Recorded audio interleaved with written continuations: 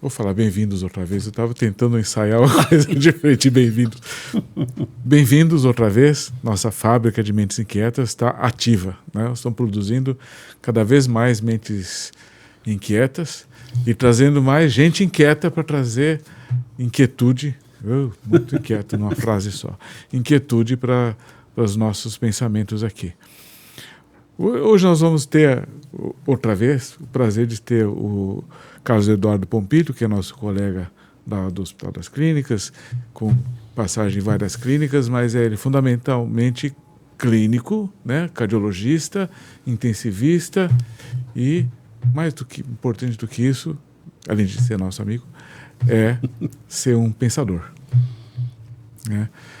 Eu acho que dentro do meu grande círculo de médico, acho que ele é o campeão de tempo dedicado à reflexão e pensamento. Eu acho que pouca gente no meu entorno tem essa... Campeão em prevaricação. Fica pensando nas nuvens, né? Pode ser. Mas na verdade, o ser humano tem três características, eu sempre falo duas, mas são três características importantes. Duas práticas, né? Que é capacidade de antecipação e planejamento, são duas, né? Que suplantam os neandertais, acabo falando sobre eles, né? E a capacidade de reflexão, ou seja, ter pensamento abstrato que pode chegar a lugar nenhum, mas que muitas vezes chega a um lugar interessante. É verdade. Né? E um dos lugares interessantes, já fazendo propaganda, né, é esse seu livro aqui, que é a segunda edição. Eu não tinha conhecido a primeira edição e já está na segunda edição. É um livro formidável de quem pensa e quem reflete a respeito das coisas que vêm em volta, apesar de estar focando bastante mais na área médica e o entorno da área médica. É um livro de crônicas e ensaios. A gente pode dizer isso, né? Bom, primeiro, obrigado pelo convite da Marlene, do Dr. Afonso, nosso companheiro lá de luta no HC, né? Tantos anos.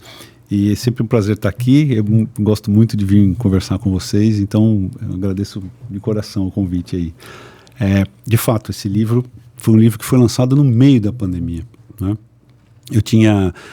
esse livro, na verdade, ele é fruto de várias reflexões e vários escritos, né? Escrever, eu sempre falo que é treino, né? Você tem que treinar a escrever, né? Que não é fácil você colocar as ideias no papel, assim. Eu vejo esses caras que escrevem nos jornais, assim, toda semana o cara tem que escrever um texto inteligente, assim. Eu falo, não é fácil, né? Você consegue, assim, com esforço, produzir um texto inteligente, assim, vez ou outra, né?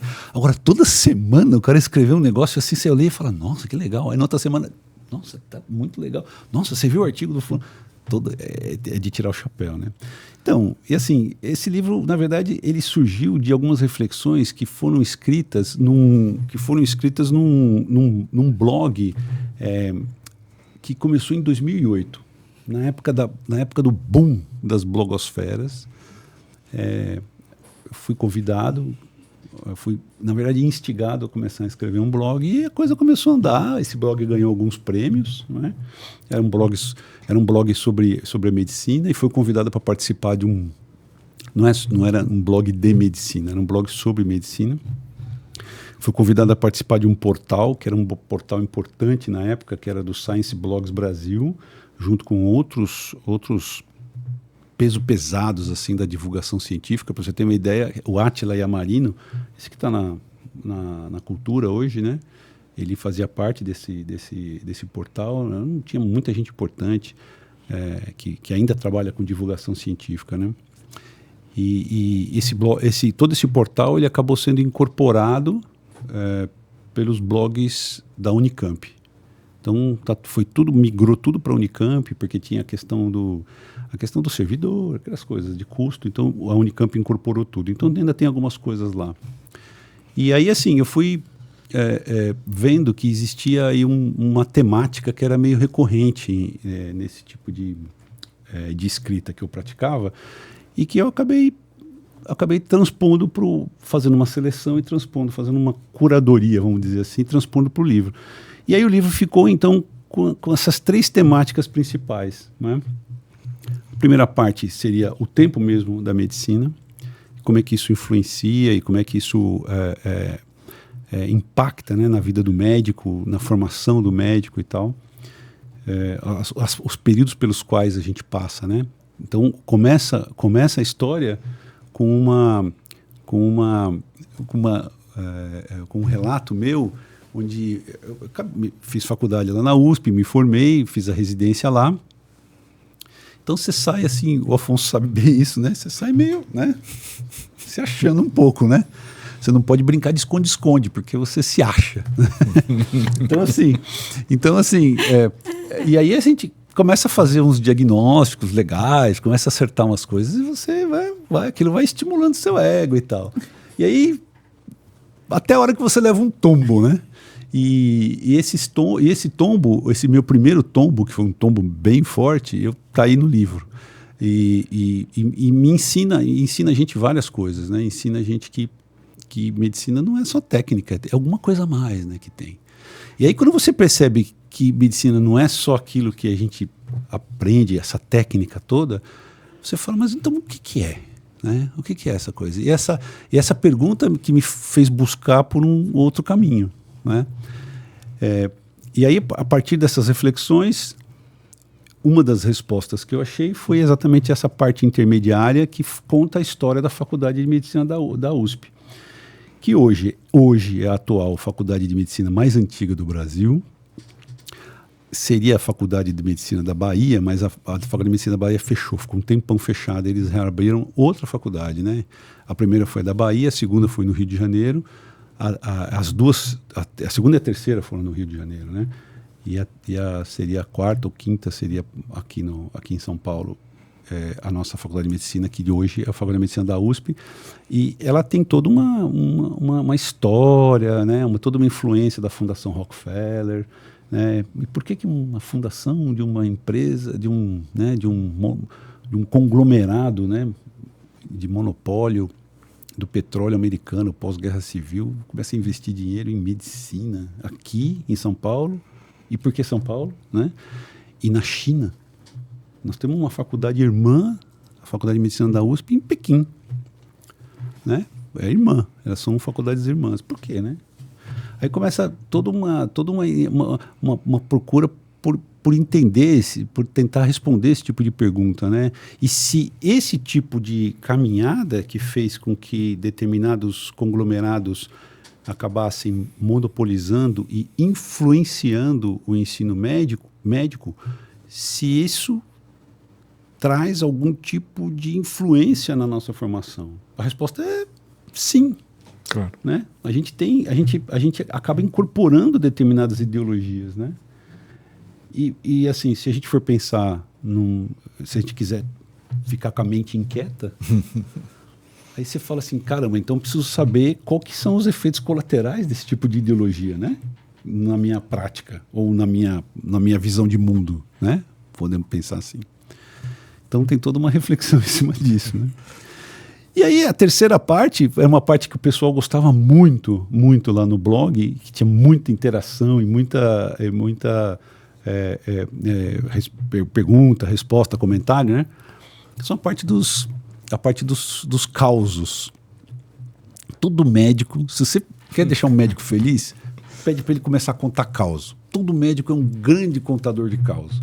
Então, por quê? Porque o médico, eu costumo dizer que o médico tem o privilégio e a sina de entrar em contato com as interações humanas, né, numa intimidade que não é garantida a outro tipo de profissão, né? Que profissional chega para você e fala assim, ó, tira a roupa e deita ali, e você tira a roupa e deita, sem maiores, né? Sem maiores. Você tira a roupa e deita. Tem que ter uma confiança muito grande. Mas às vezes você não conhece a pessoa. Não conhece, mas a confiança na palavra médico, né? O que passou, né? Não, e assim, eu penso assim, né, ginecologista, urologista e tal, a pessoa vai olhar partes íntimas, né? E tal, e você, tudo bem, vamos que vamos. É chato fazer exame, mas eu faço. Mas é um poder que é dado ao médico, né? Muito grande, um poder muito grande, realmente. Então assim, e aí, o doutor dele. nesse sentido, você sempre tem histórias que você conta, né? Então, eu sempre conto uma história que tá na primeira parte, essa não está na segunda, mas eu sempre conto uma história que é a seguinte. Eu tinha eu estava na residência e tinha moto, andava de motocicleta. E eu andava de motocicleta de branco. Você imagina? Você imagina. Bom, belo dia, eu morava num condomínio, cheguei e estacionei minha moto ali do lado, e o estacionamento das motos era do lado da guarita dos porteiros ali, né? E tinha um porteiro que era o João Batista. O João Batista, ele era um sergipano, bigodinho assim, um rapaz branco de pele, bigodinho, cabelo um pouquinho crespo, super boa aparência, um rapaz assim, bonitão, né? E ele, malandro, ele era eletricista e estava desempregado, então ele estava fazendo bico de porteiro, então ele não se sentia muito ali parte do negócio. E ele vivia paquerando ele falava assim, paquerando as moças que trabalhavam em casa de família. Aí eu falava, João Batista, ele falava, doutor, é meu fraco. E as moças, tudo ali, uma conversa, né? Bom, um dia eu estacionei a moto ali, aí lá veio o João Batista, eu estou tirando o capacete, essas coisas, veio o João Batista, falou, doutor, o que é isso aqui? Mostrou a mão para mim. Aí eu peguei a mão dele assim, olhei e tinha um cisto sinovial. Um cisto sinovial, ele é uma bolinha de água que aparece em cima das articulações e que não tem um problema importante, que às vezes dói e tal, né? Aí eu fiquei passando o dedo assim, apertando para ver se doía, né? Aí eu falei, dói? Ele falou, não, doutor, não dói, não acontece nada. Mas o que é isso? Isso é alguma coisa? Eu falei, não, João, isso aqui não é nada, isso aqui é um cisto. Antigamente, as pessoas punham um livro pesado em cima, que fosse uma bíblia, que aí desaparecia esse cisto, né? Ele falou, Eu falei assim, se incomodar, o médico tira, ele pode tirar. Mas normalmente a gente não faz nada, isso some sozinho. Ele falou, posso ficar tranquilo? Pode ficar tranquilo. E fui embora. Aí passou um tempo, estou lá estacionando minha moto de novo. Lá vem o João. Aí o João veio, chegou perto de mim. Falei, fala, João, o que foi? Ele olhou para mim e falou assim, doutor, o senhor benze? Aí passou um filme na minha cabeça assim. Eu entendi tudo assim, né? Eu falei assim, puta, o cisto sumiu. Certo? Sumiu. Você passou? Eu passei o dedo em cima, o cisto sumiu. Ele falou assim, puta, esse doutor benze. Aí eu falei assim, daqui a pouco ele vai falar pra todo mundo, vai ter uma fila de gente por benzer aqui na porta do condomínio, o nego vendendo balão, cara com pipoqueiro, você entendeu? E criança chorando, o doutor benzedor chegou. Eu fiz assim, João. Eu falei, João, é o seguinte, eu não benzo. Se você falar para alguém que eu benzo, eu vou contar pro Belerino, era o zelador, o cara que mandava em tudo. Eu vou contar pro Belerino que você fica atrás da maniazinha lá, viu? Ele falou, não, doutor, pelo amor de Deus, não conta nada, eu não vou falar nada para ninguém. Né? Aí ele falou, não, fica tranquilo. Virou as costas, foi embora, e eu virei e fui entrando no meu prédio ali, dando risada, né? Porque, né? Passa o tempo, eu estaciono minha moto, lá veio o João. Eu falei, pronto, lá veio o João. Chega perto de mim e fala, doutor, assim, bem humilde assim, né? Doutor, eu sei que o senhor não benze. Eu sei, e eu não contei isso pra ninguém. Mas dá pro senhor passar o dedo aqui? Na outra mão tinha aparecido outro cisto. O senhor pode passar o dedo aqui? Aí eu falei, João, vai cuidar da sua vida, né? Aí eu lá peguei a mão dele assim, pra variar, né? Peguei a mão dele assim e falei, não, vai cuidar da sua vida. Tudo isso por quê? Medicina tem isso, né? O poder. Tem isso. Então, assim, esse tipo de pensamento, né? De coisa que acontece. Você imagina, isso século XXI, né? 20, né? Isso aconteceu em 1900, eu era R alguma coisa, 92, 93, né? Lá se vão alguns anos, né? É outro século. Ainda era outro século, ainda era século XX. Agora, você imagina acontecer uma coisa dessa, sei lá, na época medieval. Né? Eu ia pra fogueira. Você era bruxo. Eu ia pra fogueira. Com certeza. Né? Porque tanto médico como benzedeira, como pai de santo, tem uma representação de curar, né? De cura. Arquétipos, né? Arquétipos São de healers, de curadores. de curadores. E índios, né? Aqueles curadores índios também, né? Aquele, não sei, o pajé, né? E o Pajé. médico se esforça para... E o médico, em especial os mais jovens, se esforçam para não parecer, né? Para se afastar desse tipo de imagem. Mas se você usa essa imagem a seu favor e de forma correta, você consegue mais coisas. Porque o próprio contato com o médico, ele também é terapêutico. Sim, Assim com como certeza. com psicólogo, assim como Sim, fisioterapeuta, com certeza. assim como tudo. Aquilo que nós estamos falando aí em off, né? A questão do emocional também muitas vezes interfere em algumas doenças, O né? contato com o curador, com esse healer, em inglês é diferente, né? O healer, ele não é curador, né? Mas, enfim, o contato com o curador, ele é em si terapêutico. Então, assim, só de você colocar a mão... Um amigo meu médico foi no médico, estava doente. Aí ele virou para mim e falou assim, nossa, Cadu, esse negócio do médico que coloca você na maca e põe a mão na sua barriga é impressionante, né? Eu falei, por quê? Não, porque o cara põe a mão na sua barriga, aí você sente dor, aí ele vai palpando, aí ele põe esse teto geladinho no seu peito, né? Aí você respira fundo, escuta, aí ele mede a sua pressão. Puxa, isso já né? Você fala, meu, o cara tá cuidando de mim, eu tô... né? Mas para a psicologia é isso, deu atenção a uma dor, né? Deu atenção, deu um cuidado. Explica né? isso pros médicos, né? Que os caras não estão afim de fazer mais, eu não sei porquê, mas enfim. Não, mas eu Por vou que contar não uma fazem história. mais, né? Já você contou uma história? Aliás, que maravilha ouvir o Cadu contando uma história, né? Escrito é melhor ainda. É melhor, eu sou testemunha. É melhor ainda. É gostoso, né?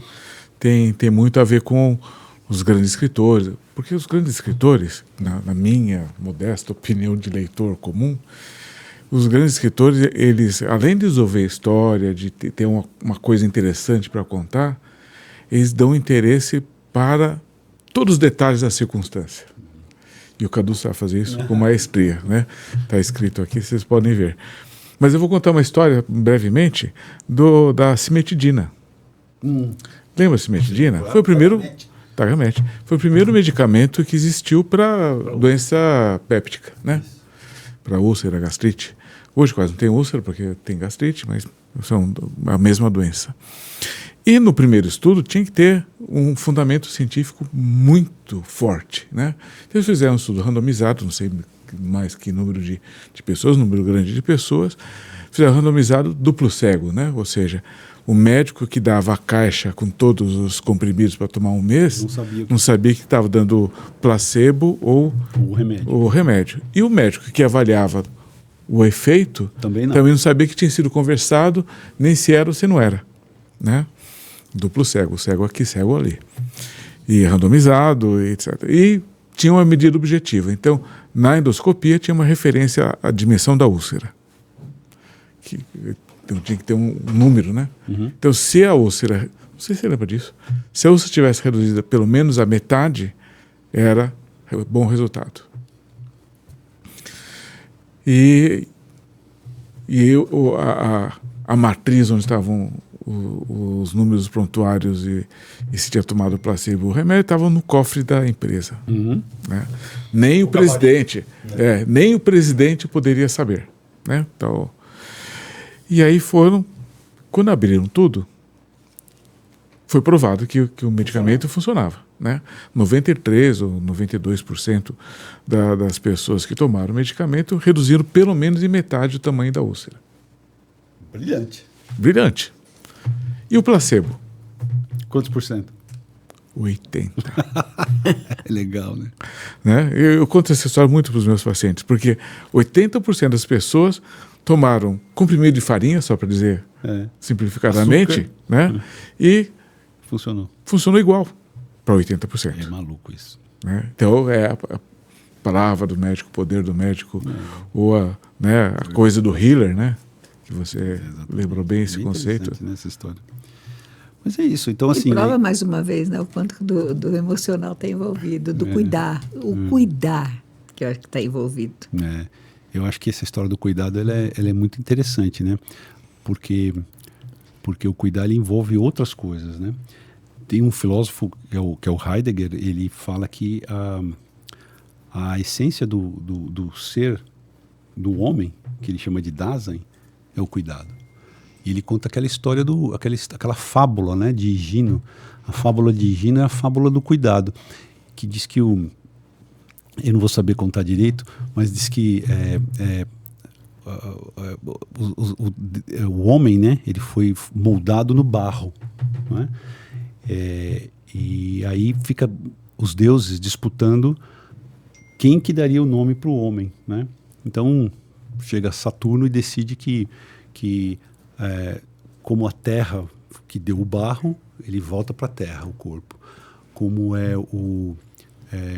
a alma, quem deu foi o outro, volta para a alma. E quem cuida do homem na terra é o cuidado. Então é a cura, né? Que cuidado em latim é a mesma coisa que cura, né? Tem a história do curador de uma exposição de arte, que é quem cuida, né? Da exposição. Cuida. Então, cura e cuidado caminham juntas, né? Então, sim. É essa história. Isso é bem interessante. Eu falo que eu aprendi medicina na faculdade, mas eu aprendi a cuidar com a minha mãe e com a minha mulher. que elas que cuidavam da gente, que é diferente, né? É diferente. Mas é o amor, é o cuidado, é o olhar, né? Totalmente. É olhar para a pessoa, né? Que eu acho que é isso que você estava falando, que não existe mais, né? Esse olhar diferente, olhar, não existe, né? Mas assim, tá. E não deixado de lado. Deixou de lado, né? Porque assim, aquele que você falou que saiu da faculdade, né? Achando-se que podia tudo, né? De repente, hoje, eles acham que pode mesmo. A gente passa por essa. O cirurgião fica permanentemente nessa fase. Que acha que pode mesmo, né? Porque vai lá e tira, né? Não, depois a gente fica modesto. Mas aí, você está no sistema de educação, né? Está no HC, tem residentes, tem internos, eventuais alunos também, né? Tem aluno do 4º ano, dou aula para o 4º ano. Então, como é que... Porque essa é uma discussão que está na literatura da educação médica, né? Como é que você vai... Isso que você acabou de falar. Como é que você vai além da técnica? Né? Como é que você anuncia? Porque não vai chegar até o fim, né? Mas como é que você anuncia esse caminho que não é só técnica? Porque a gente vê muito médico residente, muito não sei, estéril nessa área, né? Muito técnico e pouco curador, de mais perto. Mas como a gente tem responsabilidade sobre o produto final, né? E a gente acha que tem que ter esta parte também, como é que você faz? Eu acho que só tem um jeito de... Eu não sei quem que falou essa frase, mas você só tem um jeito de ensinar, é dando exemplo. Não é? Acho que não tem outro jeito melhor. Então, eu achei já, em determinada época, que eu estava meio ultrapassado, que eu já estava meio assim, já fora de época e tal, né? Mas aí, porque tem um problema sério, né? Os meus alunos, os meus residentes, eles têm sempre a mesma idade. E eu, cada ano que passa, eu fico mais velho, né? Então, assim, o gap etário, ele vai aumentando. Sim. Ele vai aumentando, vai aumentando, vai aumentando.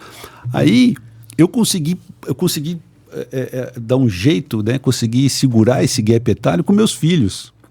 Então, por quê? Porque convivendo em casa com os meninos, eu tinha um jeito de entrar em contato com o mundo deles, né? E era parecidíssimo com o mundo dos meus alunos, né? Só que agora meus filhos já estão mais velhos que meus alunos. E já estão saindo de casa. Então, assim, eu já estou de novo nessa dificuldade do gap etário, de coisas que eu não consigo mais acompanhar. Mas existe um aprendizado dos dois lados. Total. Porque você aprende com muita coisa. Então, acho que a primeira coisa é essa. Isso que a Marlene falou, no sentido assim, de você perceber que eles ensinam muita coisa pra gente. Eu aprendo muito. Então, no HC, faz muito bem para mim eu estar lá com eles, passar visita, dar aula, porque eu aprendo muito com eles. Da minha parte, eu procuro passar espírito crítico. Né? Eu procuro mostrar que determinados pensamentos eles não foram sempre assim, que eles têm uma idade. Essa é a essência da teoria crítica, né? Você mostrar que determinados pensamentos ou ideias ou conceitos que a gente tem, eles estão de tal forma enraizados no nosso pensamento, que a gente acha que as coisas sempre foram assim, que as coisas não têm como ser diferente. Acho que a principal coisa que a gente pode passar para eles é que não, que essas coisas elas têm data, elas são datadas, né? Elas têm um começo e pode ter um fim. Não é porque elas são assim agora que elas têm que ser sempre assim, né? Então, nesse sentido, se você consegue passar esse espírito crítico para eles, isso funciona muito bem. Isso você faz com a Fábrica de Mentes Inquietas. Não é? Esse ensaio que você estava lendo, o título, que é a camisa 10 que a medicina não pode mais vestir, ele é exatamente... Eu estava falando sobre ele essa semana para os alunos. Que mais ou menos o quê? A ideia é assim. Hoje em dia, você tem equipes multidisciplinares nos hospitais, certo? E essas equipes, obviamente, fazem parte o médico, a enfermeira, o fisioterapeuta, a psicóloga, a nutricionista, a fonoaudióloga, né, a farmacêutica e assim por diante. Então, essas equipes multidisciplinares, elas são equipes que vieram para melhorar o cuidado ao paciente. Por quê? Porque são olhares diversos, né? E desses olhares diversos, surgem ideias que são consensuais. E, em geral, as ideias consensuais, o entendimento intersubjetivo, produz ideias consensuais em que, em geral, são melhores, né? Só que, na minha opinião, isso foi um ganho. Só que onde que se perde, né? Eu acho que assim, nunca 100% a gente ganha, né? Mas onde que a gente perde? A gente perde no seguinte ponto. Quem é a referência do paciente, né? A quem o paciente vai remeter quando ele tem alguma dúvida, quando ele quer perguntar algumas coisas, quando ele quer saber a fonte das decisões específicas, né? Então, nesse sentido, o paciente ele fica meio perdido. E aí ele fica à mercê de determinados protocolos institucionais. Então, assim, quando você tem uma equipe multidisciplinar trabalhando, em geral, essa equipe tem protocolos institucionais que servem para ser aplicados em determinadas situações clínicas. A paciente com, por exemplo, risco de queda, né? O paciente com risco de queda tem determinados protocolos. O paciente com risco de broncoaspiração tem determinados protocolos. Então, a fono entra, o nutricionista entra, o médico, né? Só que tem alguns problemas. Então, por exemplo, num grande hospital de São Paulo, eu internei uma tia de um grande colega meu da faculdade, uma pneumonia, uma senhora de 90 anos de idade, uma pneumonia muito, muito grave, bilateral e tal. Me chamaram para vê-la, eu fui no pronto-socorro olhar, ela estava de máscara, em franca insuficiência respiratória. Eu fui vê-la, olhei, falei, vi as imagens, chamei a filha, falei, olha, tá muito ruim. Ela tem 90 anos de idade. O que você quer fazer? Ah, doutor, ela fazia todas as coisas em casa, se virava sozinha, comia sozinha, se cuidava sozinha, até cozinhava. Vamos fazer as coisas que precisam ser feitas, né? Ela tem um risco grande de precisar ser entubada. Tudo bem entubar? A gente pode discutir, mas se precisar, entuba. Falei, tá bom. Muito bem. Pusemos a senhora na UTI e eu coloquei a máscara, né? Fui lá na ponta dos dedos, colocamos uma máscara de ventilação não invasiva, antibiótico, demos um sorinho, vai, segura, tal, não sei o que lá. A linha ficou estável, eu fui embora. De madrugada, o plantonista me liga e falou assim, ó, sua paciente teve uma parada cardíaca, eu precisei entubar. E eu falei, mas o que aconteceu? Bom, para resumir a história, a fonoaudióloga passou, olhou a paciente naquela situação, falou assim, ó, não pode dar nada por boca. Claro, não pode dar nada por boca. Quando acontece isso, desencadeia um protocolo que tem que passar sonda para poder alimentar a paciente. Aí a enfermeira foi passar a sonda. Não conseguiu. Chamou o médico tentou passar a sonda, traumatizou o nariz, ela sangrou, broncoaspirou sangue, parou. Foi massageada meia hora, teve que ser entubada, que ela não estava entubada nesse momento, entrou insuficiência renal, ficou dialisando. Eu falei, mas pera um pouquinho só, quem que pediu para a fono avaliar e quem que pediu para passar sonda? Porque eu não fui, o paciente está sob meus cuidados, não fui eu que pedi. São protocolos institucionais. Percebe? Então, assim, esse tipo de situação, ele serve para resolver um monte de outros problemas. Mas ele também cria problemas. E aí, na hora que você entende que as coisas não são sempre assim e que você pode, de alguma forma, desconectar as duas coisas, você fica revolucionário, você fica revoltado. Essa paciente deu um problema seríssimo para o hospital. Eles processaram o hospital, foi uma encrenca gigante e, obviamente, ganharam. E o hospital entrou em acordo lá e tal, e eu acabei tendo que me retirar do caso por questões assim, de eles colocarem a equipe deles para poder cuidar, já que os custos estavam todos em cima deles. Foi uma encrenca danada. E esse é um problema que está acontecendo em várias esferas. Já acontece em outras esferas que não são médicas. Por exemplo, nessa questão, isso é o que um filósofo francês de orientação marxista chamado Louis Althusser chama de processo sem sujeito. O que é o processo sem sujeito? Ele fala isso no contexto da burocracia da União Soviética e tal, que tudo é essa história do processo sem sujeito, né? O que é o processo sem sujeito? O processo sem sujeito é o sistema. Né? Você liga num lugar para resolver e fala assim, o sistema não deixa. Né? O sistema. Bicho, não existe o sistema. Não consideram, né, o ser humano único. O ser humano faz bobagem. Entendeu? E é isso que as empresas de saúde hoje pensam. O médico é um ser humano, o ser humano faz bobagem, tira o médico. Bota protocolos institucionais. Então, esses protocolos que estão muito ruins em todos os hospitais. O protocolo em si não é ruim. Né? Eu falo isso para as pessoas, beleza, cara, não, acho que é legal, não é ruim ter protocolo. O problema é você não saber desligar o protocolo quando precisa. Então, mas aí fica muito estático, né? Quer dizer, a pessoa vai seguindo como se tivesse uma caixinha mágica que você vai fazendo um trilhozinho igualzinho. Então a pessoa não pensa aquilo que você falou. A pessoa não raciocina em cima do problema em si. Não pensa. Né? Ela vai fazer aquilo que mandam fazer. E ficou automatizado. Total. Isso é ruim. Isso é péssimo. É péssimo. O protocolo é uma ferramenta. O protocolo é uma ferramenta. Você não pode falar que o martelo é ruim. O martelo é muito ruim porque eu não consigo parafusar nada com ele. Não é. Mas é que virou realmente não pensante. Exato. Você não pensa, você só faz aquilo que determina. É muito difícil. É muito difícil. É a mesma coisa. Você falou assim que você ensina seus alunos a pensarem. A ter espírito crítico. A ter espírito crítico. Eu também fui ensinada assim. Me lembro muito bem, no curso de psicanálise, a primeira coisa que o professor falou assim, se você continuar acreditando sempre que o que está escrito no livro é só verdadeiro e nunca pensar e questionar, você nunca vai sair daí.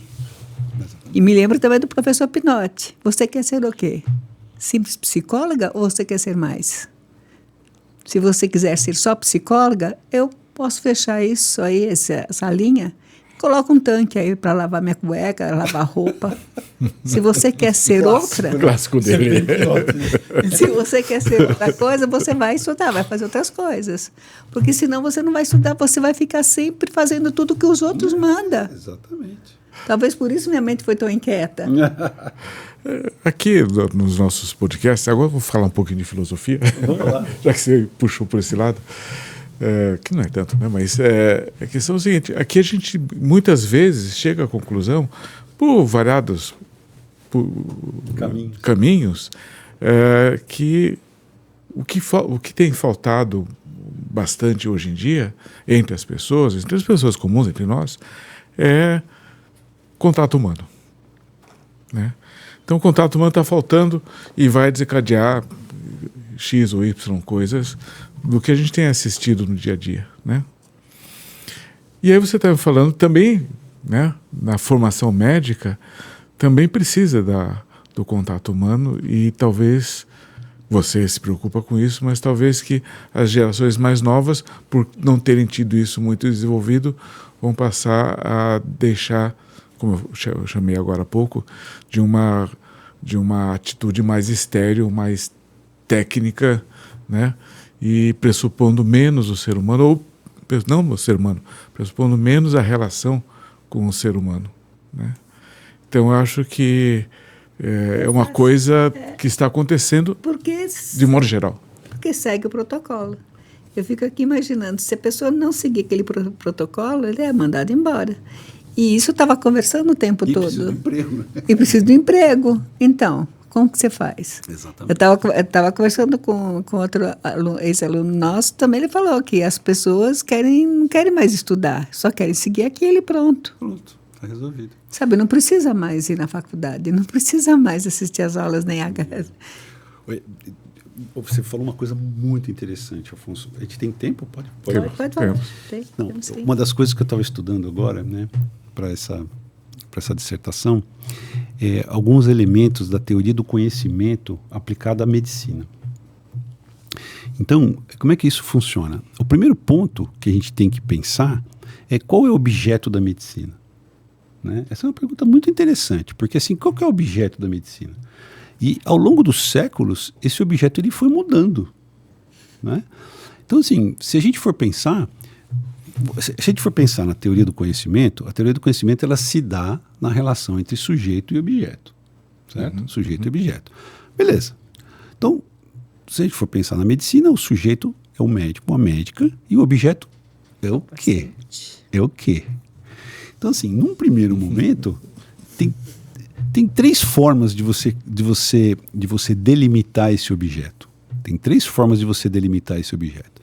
A primeira, essas formas elas não são exclusivas, não são evolutivas e também não são assim, como é que se diz?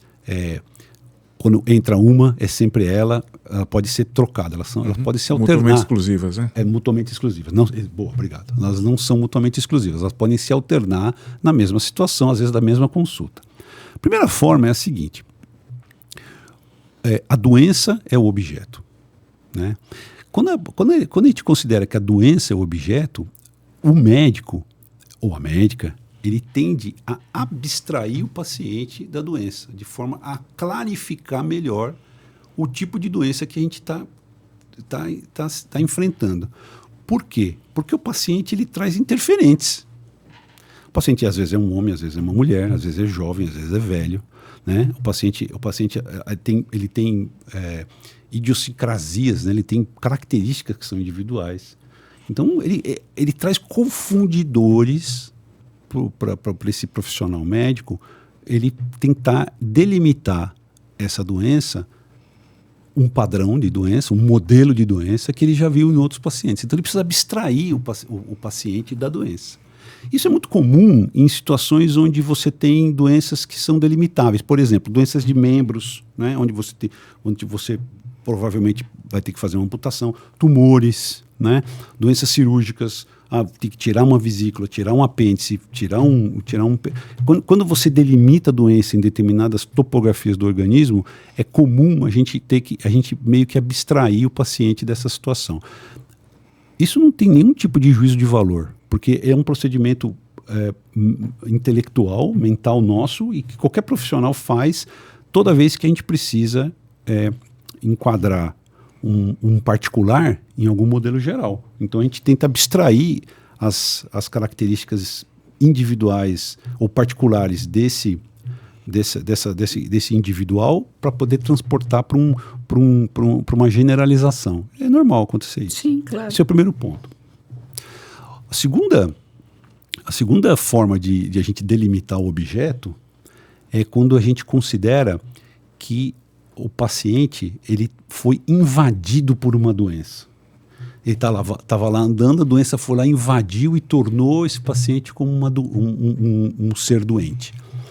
Nessa situação, a gente ontologiza a doença. É como se a doença fosse um ente apartado da realidade, apartado do mundo, né, que a gente vive e que invadiu esse paciente e transformou ele num doente. Essas duas situações que eu citei, elas se superpõem e tem algumas nuances que na hora que a gente vai esmiuçar, a gente consegue separar um pouco, mas é uma situação separada, é uma situação que a gente chama, que no século XIX, por exemplo, os médicos chamavam de teoria ontológica da doença. Isso dava uma briga danada, porque tinha a briga mais famosa, acho que tem dessa, é da briga do Virchow com o Robert Koch. Robert Koch foi o cara que descobriu o bacilo da tuberculose. E o Virchow é o grande patologista que descobriu praticamente, organizou toda a patologia celular, né? O Virchow, ele insistia nos determinantes sociais da doença. Ele falou assim, não, cara, a tuberculose ela não é causada por um bacilo. Entendeu? Ela dá mais em gente pobre, em gente que mora tudo amontoado uma na outra, em gente que tem pobres condições de higiene, em alcoólatras, em gente que é desnutrido. E aí o Koch falou assim, cara, não sei, eu achei esse bacilo aqui, todo mundo que tem tuberculose tem esse bacilo. E aí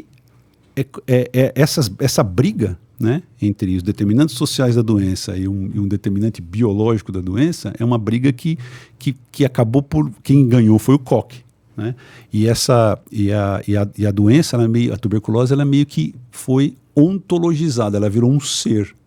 Só se abrir qualquer livro de medicina, você vai ver que está lá tuberculose, diabetes, hipertensão, são todas... É o jeito mais fácil que o médico tem de falar das doenças, é ontologizar a doença, ou seja, transformar a doença num ser.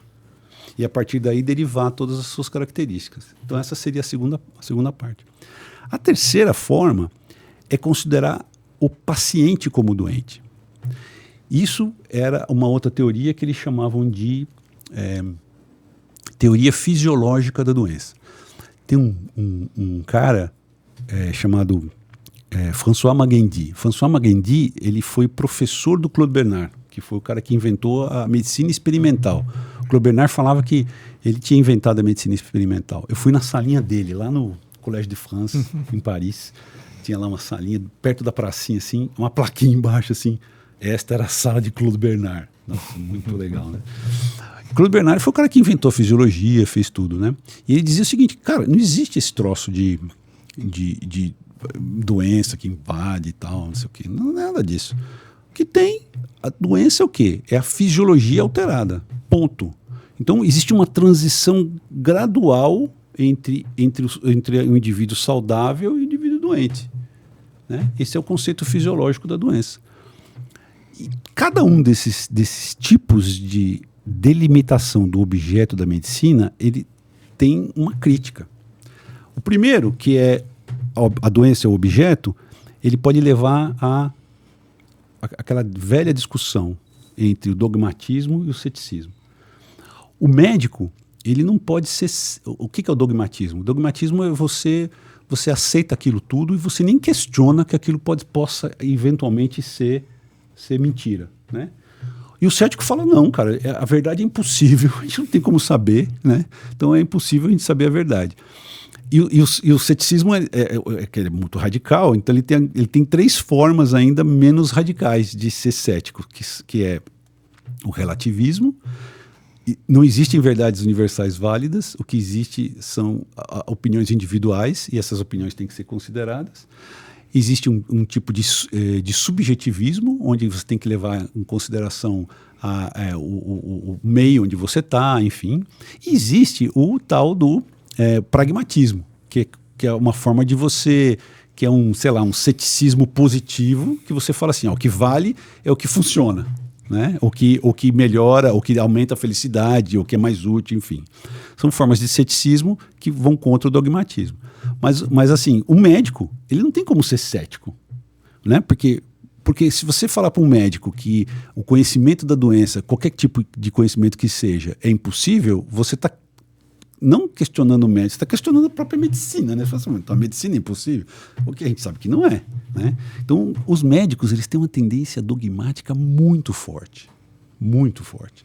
E é por isso que, às vezes, isso também se reflete em posições políticas, isso se reflete em posições pessoais das pessoas, etc., entendeu? Então, a tendência dogmática do médico é muito grande, ele aceita aquilo como verdade e não questiona, né? Então, às vezes a gente precisa... Esse é tudo sobre a primeira forma, né, da teoria do conhecimento, que seria a doença e o objeto. Na segunda forma, a gente tem um questionamento da teoria do conhecimento que tem a ver com o fato de ser o racionalismo e o empirismo, né? Então, assim, o exemplo que eu dou na dissertação é assim. As ordenhadoras das vacas que pegam a feridinha, a vacínia, é uma feridinha que tinha no ubre da vaca, não pegam varíola. Não pegam varíola. Aí o Jenner, lá, 1700, falou assim, pô, será que esse negócio protege contra a varíola? Foi lá, pegou a casquinha da feridinha da vacínia e botou no menininho. E pegou o menininho e expôs a varíola, que absurdo, né? Naquela época podia fazer isso. E o menino não pegou varíola. Aí a hipótese é, caramba, então as ordenhadoras que pegam a vacínia, que é a doença do uber e da vaca, não tem varíola, portanto, a vacínia oferece uma proteção contra a varíola. Vamos tentar fazer isso. É o experimento. Com outras coisas. Esse experimento ele tem dois ramos. Ele tem uma parte empírica, que é olhar e falar, as mulheres não pegam a doença.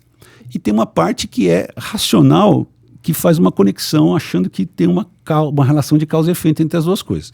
Se você trabalha mais do lado empírico, você é um empirista. Se você acha que o que tem o mais importante é a parte, essa conexão mental, você é um racionalista. O médico está toda hora alternando entre uma coisa e outra, toda hora alternando. E é importante que essa alternância, porque se a gente fica só num lado, a gente acaba perdendo o outro, né? Então essa alternância é super importante. Isso tem uma série de implicações a longo prazo. Por fim, esse negócio da doença é o paciente doente, tem todo um problema. É incrível isso, né? Porque isso tem um problema sério. Quando eu penso na teoria fisiológica da doença, eu falo assim, olha, eu sou fiquei doente. É um contínuo, certo? Onde que está o limite?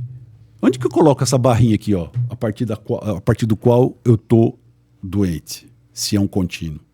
Isso é um problema, né? Isso é um problema. É aí que entra um filósofo francês que eu adoro, que é o Georges Canguilhem.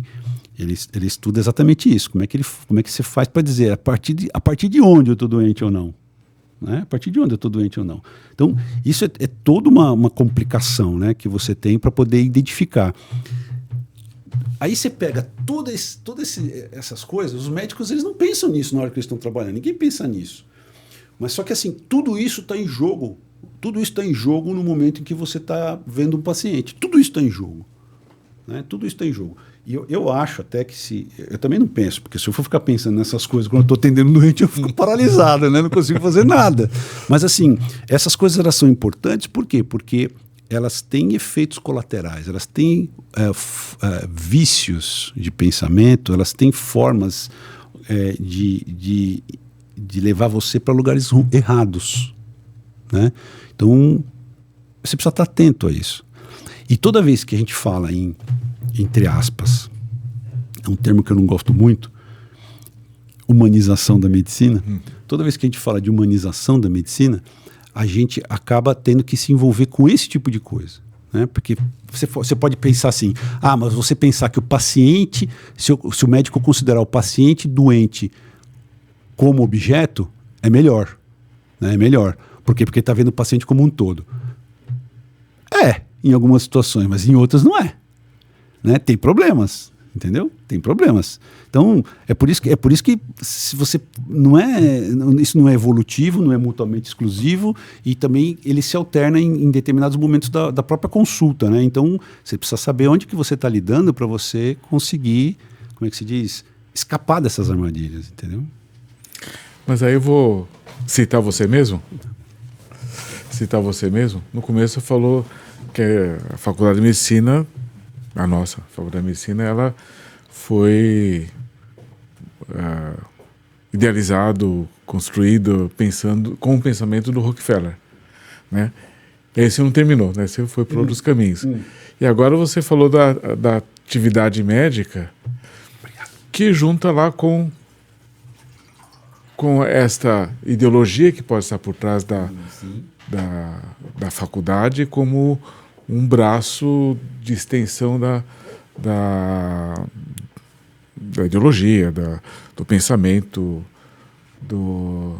das ideias originárias lá do país do Rockefeller. Onde o senhor quer chegar?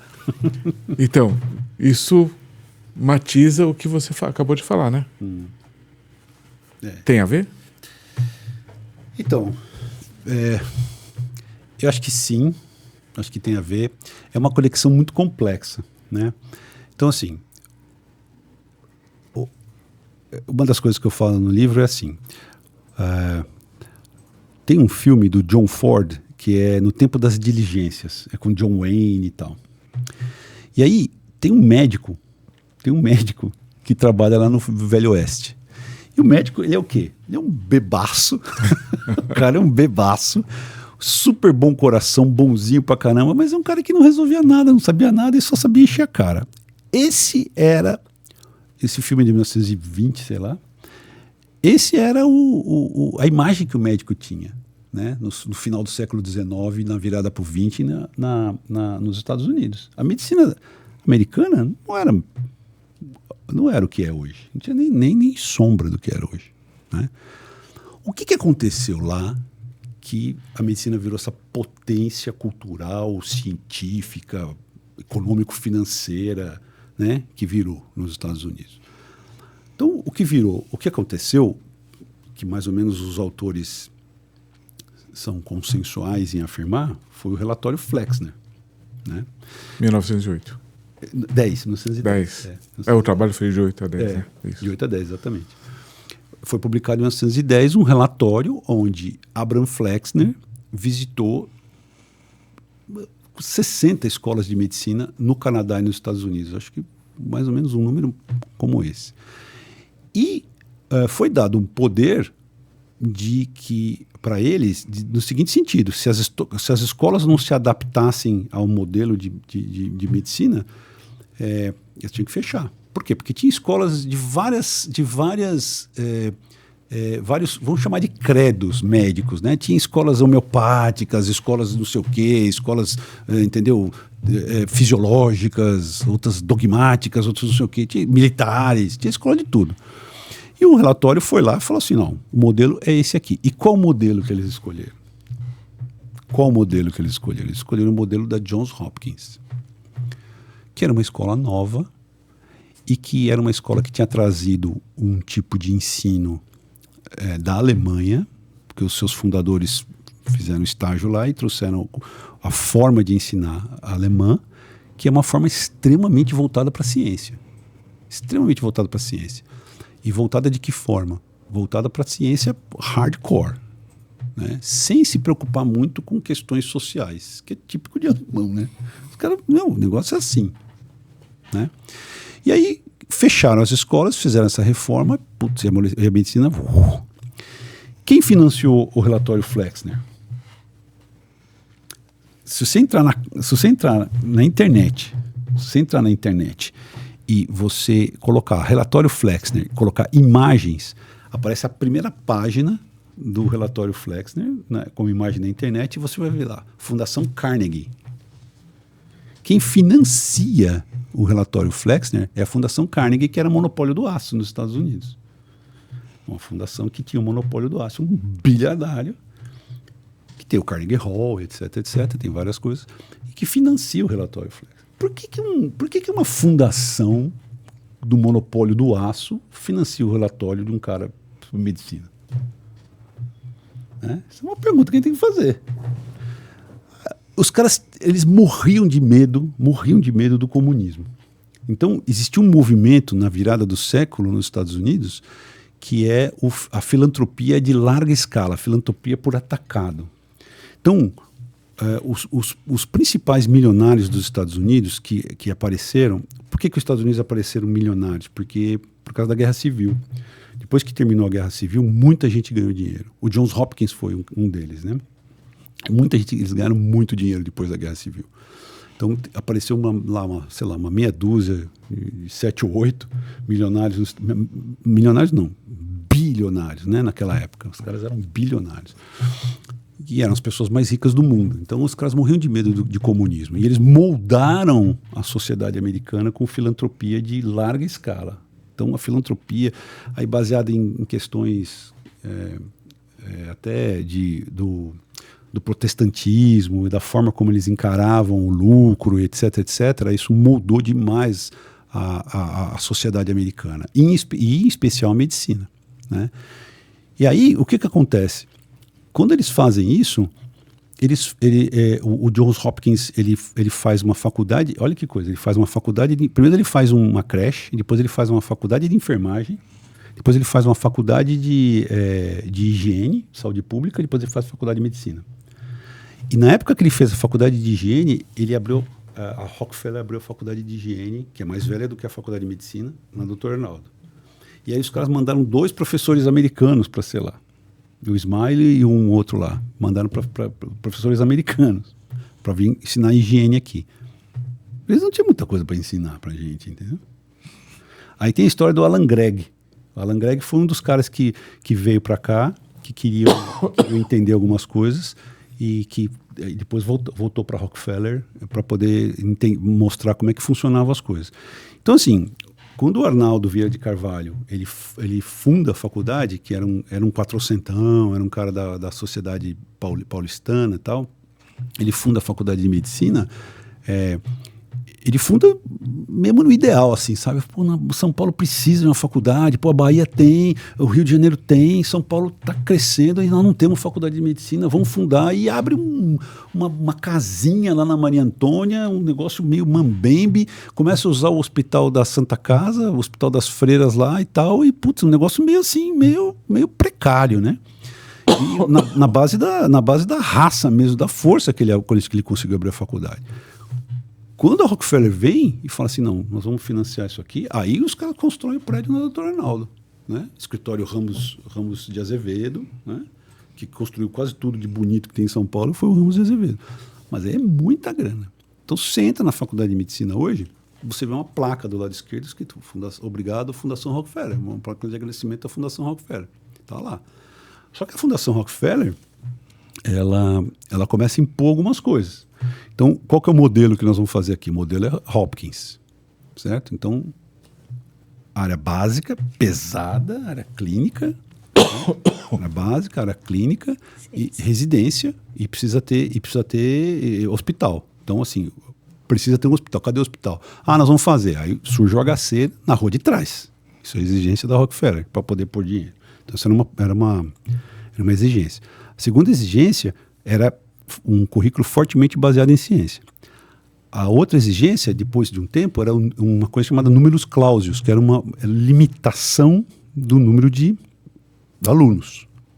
Então, assim, só a elite da elite que entrava. Né? Elite intelectual mesmo que conseguia entrar, porque com isso eles limitavam muito a forma de usar. E aí você treinava os médicos em cima de uma ciência de ponta. Os caras eram muito cientistas, né, na época. E aí, até um determinado momento, que na década de 30, começou a ver, São Paulo explodiu, né? São Paulo explode. Eu sempre conto uma história. O meu filho mais velho fez faculdade de Direito no Largo São Francisco. E aí eu participei lá dos trotes e tal, e eu gosto muito de história. E aí tem um livro lá que conta a história da Faculdade de Direito. A Faculdade de Direito foi fundada em 1827. Imagina, o Brasil ficou independente de Portugal em 1822. 5 anos depois, Dom Pedro I fundou a Faculdade de Direito. E por que ele fundou a Faculdade de Direito? Porque ele falou que os políticos brasileiros políticos, os advogados precisavam se formar aqui, não precisavam ir para Portugal para se formar, porque Portugal a gente está brigado com Portugal, certo? Então eles pensaram o seguinte, olha essa história, eles pensaram o seguinte, vamos fazer 2 faculdades de Direito em cidades pequenas, porque para poder estimular o crescimento e tal, não sei o quê. Tá bom, então vamos fazer em 2 cidades pequenas do mesmo tamanho.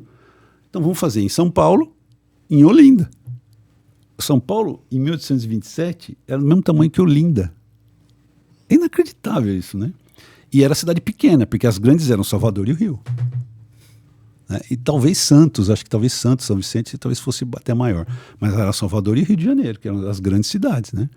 Então, nesse sentido, São Paulo era pequeno. Em 1827. De 1827 até 1930, São Paulo ficou a maior cidade do Brasil, né? Explodiu, né? Foi um crescimento assim, foi uma explosão mesmo, um crescimento completamente desregulado, desordenado, confuso, né? Em 1930, houve um movimento de aumentar o número de vagas da faculdade de medicina, porque São Paulo só tinha uma faculdade e precisava de mais médico, né? Daí a discussão dessa história do mais médicos também. A Rockefeller falou, não, de jeito nenhum, não vai aumentar, deixa assim, deixa assim, deixa assim. Houve uma dissidência dos médicos, os médicos saíram da faculdade e foram fundar a Escola Paulista de Medicina. Então, a Escola Paulista de Medicina, ela é uma dissidência da década de 30, da Faculdade de Medicina da USP, uma dissidência, é linda essa história, porque os caras tinham um pensamento muito mais aberto, era uma forma de encarar a medicina muito mais voltada para a população, óbvio que tinha muita ciência, tinha muitas coisas, e tudo que formou a grandeza da Escola Paulista de Medicina, mas é uma coisa contra esse sistema de elitização da medicina, vamos falar assim, entendeu? Essa é a história da Escola Paulista de Medicina, uma história linda, né? E hoje sofre com todas essas dificuldades e mesmo assim ainda produz médicos de grande qualidade, né? De grande atuação na medicina brasileira. É muito bonita essa história. Então, tudo isso fez a gente perguntar, né? Fez a gente questionar, respondendo a sua pergunta, fez a gente questionar se nosso tipo de formação não traz certo tipo de embutido, né? Embutido. Um tipo de ideologia que faz com que a gente tenha uma visão de mundo que seja muito particular. De novo, sem fazer nenhum juízo de valor em cima disso. Uhum. Mas é um tipo de visão de mundo que a gente precisa criticar. Por quê? Porque nem sempre as coisas foram assim. Eu não posso ser dogmático e aceitar isso como dado, entendeu? Eu preciso ver de onde que veio essa história. É assim que eu penso, entendeu? Porque senão você acaba caindo naquelas armadilhas de achar que as coisas sempre foram assim e mesmo quando está ruim você vai engolindo as coisas. Não é assim que funciona, né? Tipo de pensamento mais revolucionário. Mas, enfim, faz parte, né? Infelizmente, a gente passou do horário. Como Perguntei se ia dar tempo. Deu tempo. E foi maravilhoso. Acho que, como eu disse, né, uma das pessoas que eu conheço que tem maior poder de reflexão, não digo poder como capacidade, mas além da capacidade, a disponibilidade de atender os seus chamados internos. E minhas inquietudes. As suas inquietudes, que é fascinante, né? Vale a pena ler o livro, né? É só uma biópsia, né? É só uma biópsia. É só uma biópsia boa. Dessa coisa imensa que tem o Cadu, né? Boa. Mas vale a pena olhar como ele desenvolve o pensamento, como ele ensina a gente a pensar. ensina. Que bom, Isso gente. é vantajoso, né? Vale a pena ler. E esse livro eu quero que você me assine e vai ter várias pessoas que vão ler. Que bom. E vocês, né? Várias pessoas. Mesmo que não estejam com disponibilidade para o livro, que não é um investimento tão grande, divulguem este podcast. Essas nossas mentes inquietas vão levar muita possibilidade de reflexão e eu acho que a gente precisa disseminar muito isso. É legal. E tem o... Tá na Amazon e tem no site da editora, tem em formato eletrônico, né, em Kindle, você pode baixar, custa até mais em conta. Tá fácil de achar. Obrigado, Cadu. Obrigada. Imagina, obrigado a vocês. Tá. Foi muito bom. Eu ficaria aqui até depois Muito de amanhã, bom, só muito ouvindo. bom. Ó, É gostoso, né? Eu gosto. esse daqui vai para mim, para o meu sobrinho, para minha sobrinha.